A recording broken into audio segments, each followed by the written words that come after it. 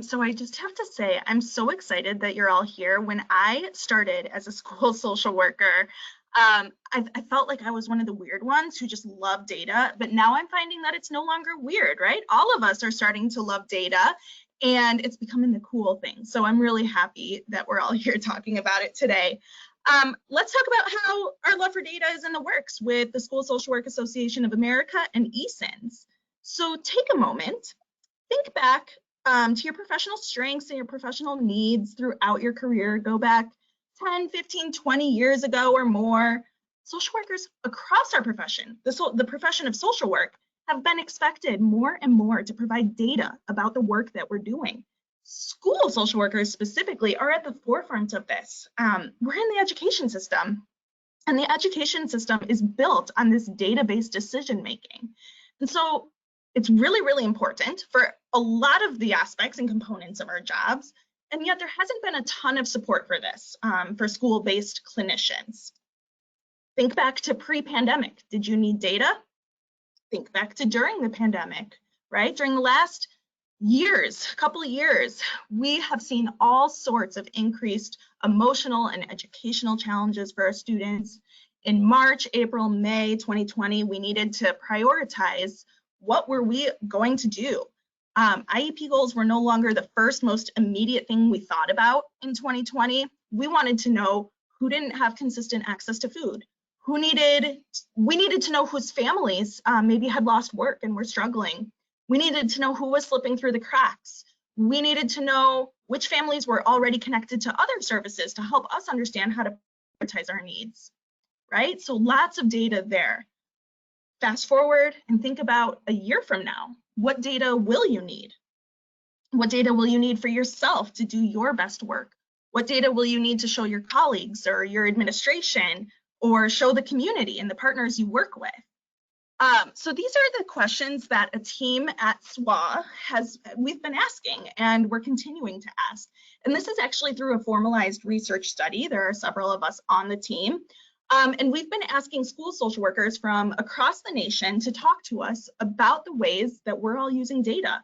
The ways we're using data, but also the ways that we wish we could be using data. And so in this project, we were just so fortunate to partner with ECINS as we started doing this work. And they're truly helping us work through this research process. So the study kind of started out as one of those maybe typical research studies that would end with a paper and some ideas and recommendations for the School Social Work Association board, but it's turned into this study that literally sees these results within weeks, sometimes even days. The ECINS team works really fast. Sometimes we can't keep up with telling them what comes next. So you can literally call the use of ECINS evidence-based practice, right? The SSWAA research team collects the data. We reach some preliminary findings. So we're collecting that data through focus groups. We look at the transcriptions of those focus groups. We chat with the makers and doers over at ECINS, and then we see our recommendations in their system.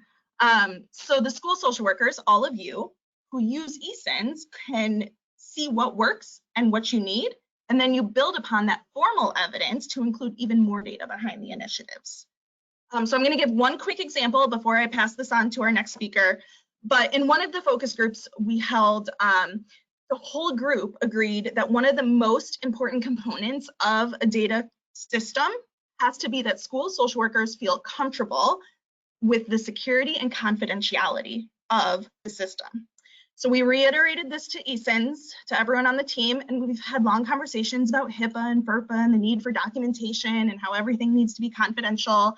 And they respond, right? They know this. We also heard about how the system needs to be easy and approachable, that anyone can just jump right into it.